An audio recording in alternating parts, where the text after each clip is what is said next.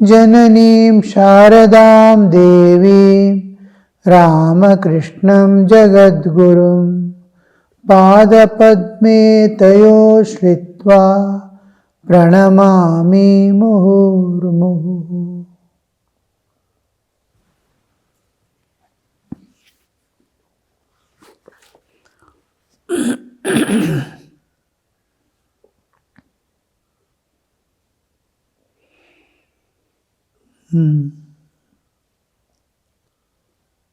Sri Ramakrishna was planning to go to the performance of Chaitanya Charitamrita at Star Theatre. They took parts. The master is telling, some people commented, ordinary people are participating in it, women are participating. The Sri Ramakrishna is trying to make them understand their view, how they are viewing the world. A woman as woman, as man, as good, bad as bad. When will they climb to a higher level of consciousness where they are able to see oneness in everything? Everything is interconnected, inseparable. Electricity, because electrons are moving, protons, the electricity is possible because there is movements. We cannot say electrons are good or protons are good. What part of the atom is good and bad? Where there is positivity, there is negativity. If one of them is missing, there is one existence without duality. When duality comes into picture, one is positive, one is negative. Always there will be, because multiplicity comes only because of the two aspects of existence. Whole computer is there based on two simple principles, positive and negative, yes and no, 0 and 1. Whole thing. Whatever you see in computer, it is based on that small principle, 0 and 1. Like that, wherever. Now 0 we cannot neglect. 0 is nothing. No, it is more than nothing. It is something. 0 is not shunyata. 0 is number which is depicting other things are there which are not here.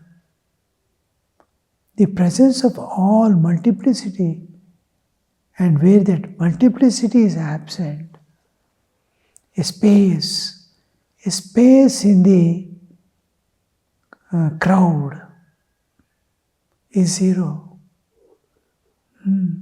So we can never, computer 0 is not necessary, only one is sufficient. You cannot, computer will be no more there. Immediately everything dissolves. There must be two, duality. Duality creates multiplicity. So women, anywhere if you say women, a weaker section or this, that, it looks awkward. It's an important part of existence which cannot be eliminated. If it is eliminated, the world disappears. You just eliminate all women in humanity, over. Humanity won't be there at all.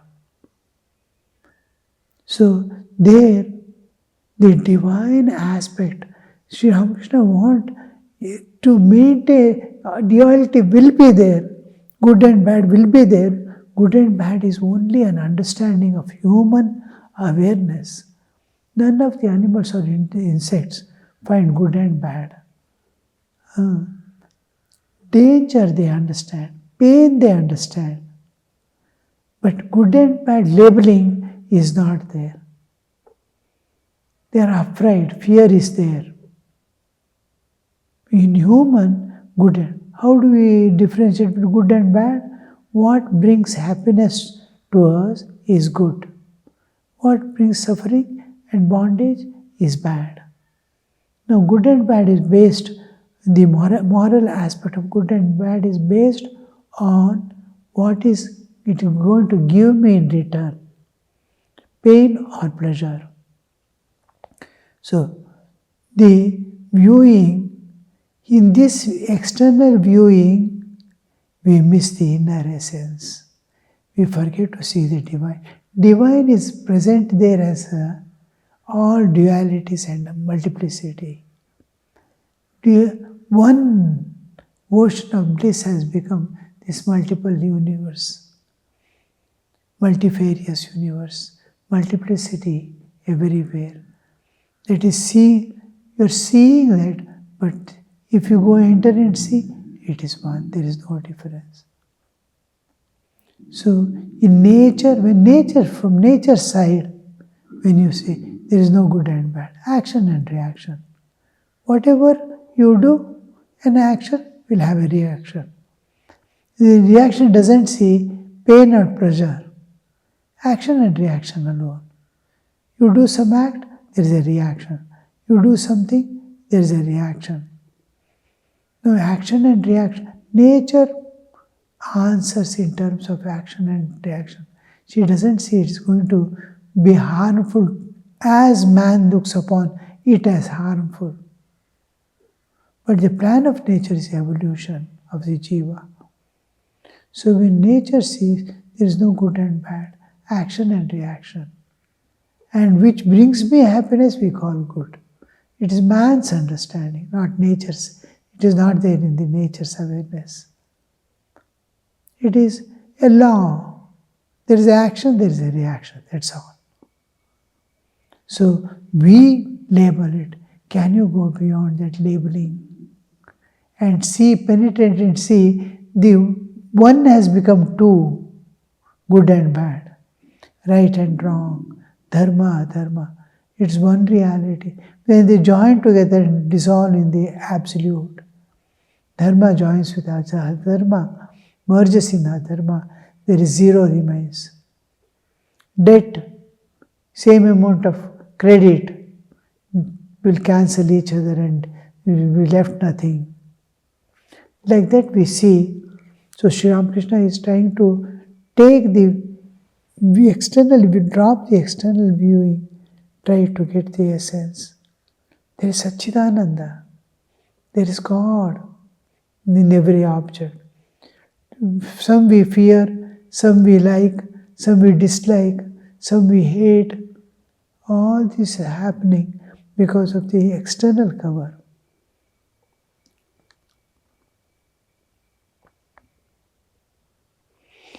I shall look upon them as blissful mother herself. What if one of them acts the part of Chaitanya? An imitation custard apple reminds one of the real fruit. They used to make clay fruits and paint it in the same color. It used to look like real one. Once, while going along a road, a devotee of Krishna noticed some blah trees. Instantly, his mind was thrown into ecstasy. He remembered that the wood babla tree was used for handles of the spades that the garden of the temple of Shyam Sundar. Name of Krishna, Shyam Sundar. In temple, spades are used. It's the wood behind the spade is used of babla tree. And when he saw a devotee of Krishna saw the tree, babla tree, he went into ecstasy.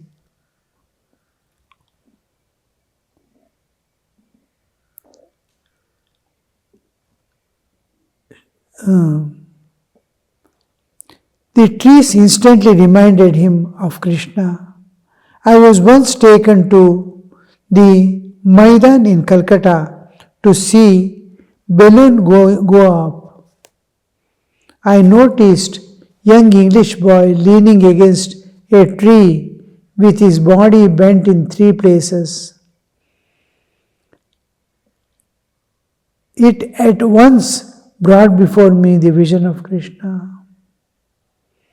He is Tribhangi, in three places folded. I went into Samadhi. He lost the external awareness.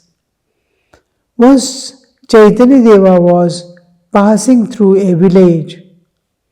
Someone told him that the body of the drum used in the kirtan was made from the earth of that village.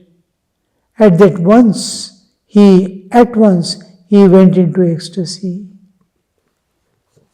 How the word Sri Ramakrishna, we can see now and then a letter is sufficient, a word is sufficient to take him to the other world.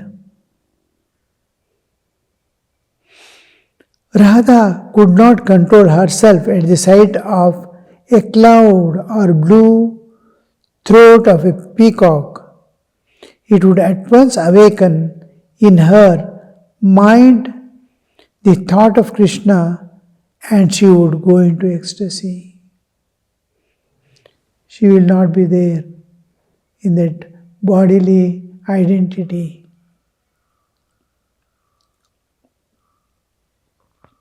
The master was silent for a few moments and then resumed the conversation. Master, Radha had attained Mahabhava. There was no desire behind the ecstatic love of the gopis. A true lover does not seek anything from God. He prays only for pure love. He does not want any powers or miracles. This is what we see in true devotees. He doesn't expect anything from God. To love God for love's sake and nothing in return. Here Radha had attained Mahabhava. Bhava is where we lose just a little of our external awareness, where the whole world, external world, appears to be a painting on the canvas. Everything is become still, and what he was viewing, what he was considering, what he was seeing in his mind, that alone becomes true. And he is not able to perceive anything of this world. He is not perceiving, but world is still there. Its mild awareness as background. This has become so predominant that his background has almost disappeared like. So this is the consciousness we call bhava. He is slightly aware of the background in which is happening. Now you see, when we go to a sea, we see huge waves. Waves coming up one by one. Anywhere you see, waves are coming up. Now that waves are coming up, you are seeing the waves coming up and going back, dissolving. But the background is ocean. In ocean, the whole play is going on in ocean. This ocean is not in our awareness. We are aware of only the external waves. Waves we are busy. Just to go a little deeper and see, there is quietness, no movements. Slowly, how that in that background of the ocean, waves are jumping about. Similarly, his bhavas awaken him in the spiritual identity with another personality which is there within him. Usually, we are identifying with our physical body. In We have a yogic body also inside, a yoga sharira. There is this physical body. Similarly, various aspects of our existence will be there. Karma sharira, yoga sharira, and bhoga sharira. We have three aspects. Sukha dukkha experiencing is bhoga sharira. And internally, I am constantly one with the Chaitanya Swarupa. I am aware of this infinite existence inside. Now, this is Yoga Sharira, always united with God. It is not awakened.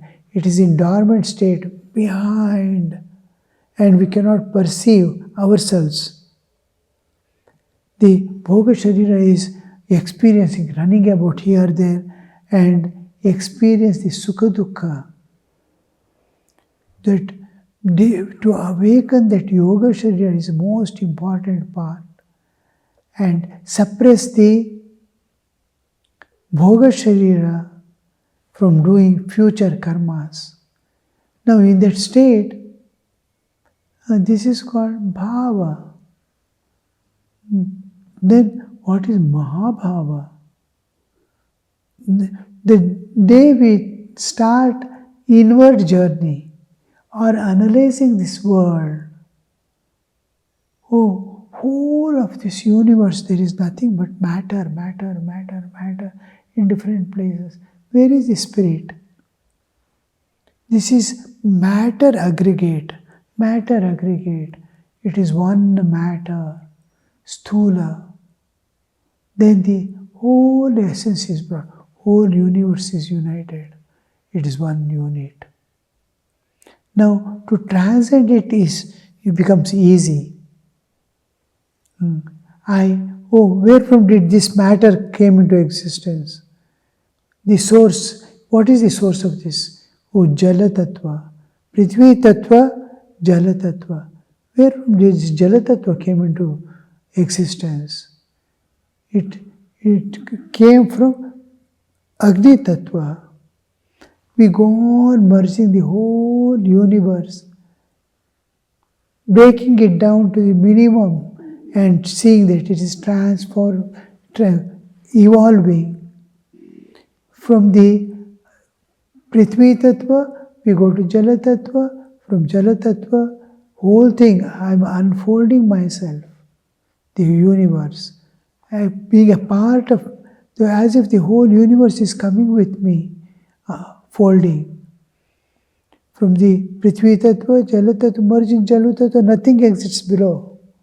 And Jala Tattva, Agni Tattva. Agni Tattva merges in Vayu Tattva. Vayu Tattva merges in the Akasha Tattva. Akasha Tattva ultimately merges in the absolute existence beyond the universe. So, external analysis and merging it, following it back, ultimately we see the absolute existence from where the universe appeared. This is when we go in that direction, first we see the divine how it manifested. We call it Saguna Sakara, Ishvara Darshana, one by one. As we go, or we take the inward journey. Turn inward, just like you are going into sleep, turn inward and take up the inward journey to reach. Now this, when we start, we enter into, in either case, as the external aggregation or from the inner journey. We go Annamaya, Pranamaya, Manomaya, all this we are going to cross and reach the Atma Jnana. Now when we are going, turning inward and going, or going to merge one in the other of the external world, both are valid path. And when we are going inward, we start getting the Rupa Darshana of God. I am going to see the form of my Ishtadevata. This is Saguna Sakara. there is qualities or attributes, and also there is the adhara of that. Now, this vision of God, the nirvikalpa, savikalpa to nirvikalpa, after seeing the absolute existence also, they enter into ecstatic love of God, which is beyond the bearing capacity of normal humans. We can't bear. Once I read Vivekananda-ji Maharaj wrote, if one more spiritual experience I get, my body will scatter like a sheet of glass left from the hand. It is like 440 volts entering into 220 bulb, just fuses off. It is not able to bear. So that intense longing and separation from where it is the unimaginable dimension it reaches, it is called Mahabhava. The desire to hold God, embrace God, is unable to bear, just like sweating, blood starts coming out, longing, vyakulata. There are 19 signs which are ashrupata, tears flowing down, the whole body shaking, tremors. So many features are there. And finally, he is unconscious of the external world and he sees no more world. And that state is called Mahabhava. From the general bhava of the spiritual state to the Mahabhava, we travel. But normal humans, they cannot have Mahabhava at all because their body, mind cannot bear that weightage of the spiritual experiences. It is not able to bear. So, Radha, only the commissioned souls, eternally pure, eternally unbound, what we call as the Nitya Siddhas. Nitya Siddhas cannot attain. They are free from the nature's bondages and incarnations, and whom God brings them down for the purpose of teaching mankind. So Sri Ramakrishna is telling,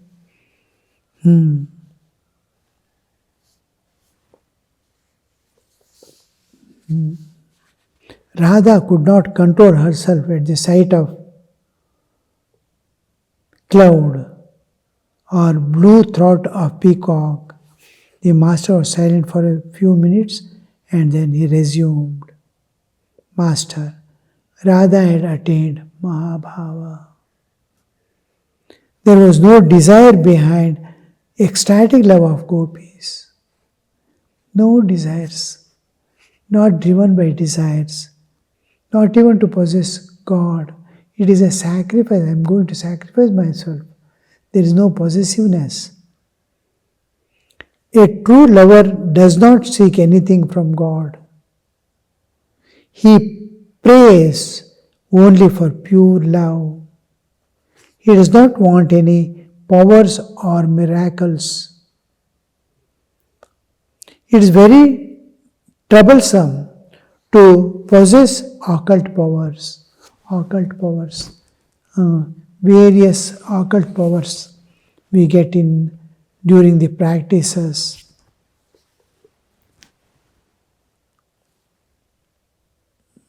Troublesome to possess occult powers.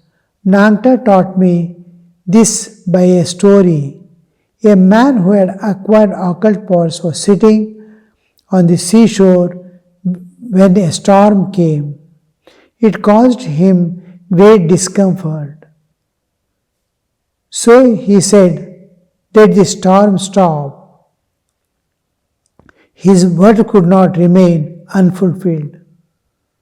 At that moment, a ship was going full sail before the wind. When the storm ceased, abruptly the ship capsized and sank. The passengers perished, and the sin caused their death fell upon the man. And because of that sin, he lost his occult powers and went to hell. In the story, his guru, Nangta, Thakur used to call Nangta because he was not to wear clothes. The Nangta means naked one. Totapuri Maharaj, who initiated him into Advaita Sannyasa, through Sannyasa, Advaita Vedanta, that Sri Ramakrishna is recollecting and telling through a story. He told me how painful and difficult it is to possess somehow we get entangled, occult powers. Once upon a time, a sadhu acquired great occult powers. He was vain about them, but he was good man and had some austerities to his credit. One day the Lord, disguised as holy man, came to him and said, "Revered sir, I have heard that you have great occult powers." The sadhu received the Lord cordially and offered him a seat. He has come in disguise, he is not able to recognize he is like an ordinary man. He is making him sit. Just then an elephant passed by. The Lord, in the disguise of holy man, said to the sadhu, "Revered sir, can you kill this elephant if you like?" The sadhu said, "Yes, it is possible." So saying, he took a pinch of dust and muttered some mantra over it and threw it at the elephant. The beast struggled a while in pain and then dropped dead. The Lord said, "What a power you have." He is in disguise. "You have killed the elephant." The sadhu laughed. Again the Lord spoke, "Now can you revive the elephant?" "That too is possible," replied the sadhu. He threw another pinch of charm dust at the beast. The elephant withered about little and came back to life. Then the Lord said, "Wonderful is your powers, but may I ask you one thing? You have killed the elephant and you have revived it. But what has that done for you? Do you feel uplifted by it? Has it enabled you to realize God?" Saying, the Lord vanished. How the story ends, you see. We may get occult powers and of no use. Because the world is constantly changing and disappearing. Om Shanti Shanti Shanti Hari Om Tat Sat Shri Ramakrishna Arpanamastu.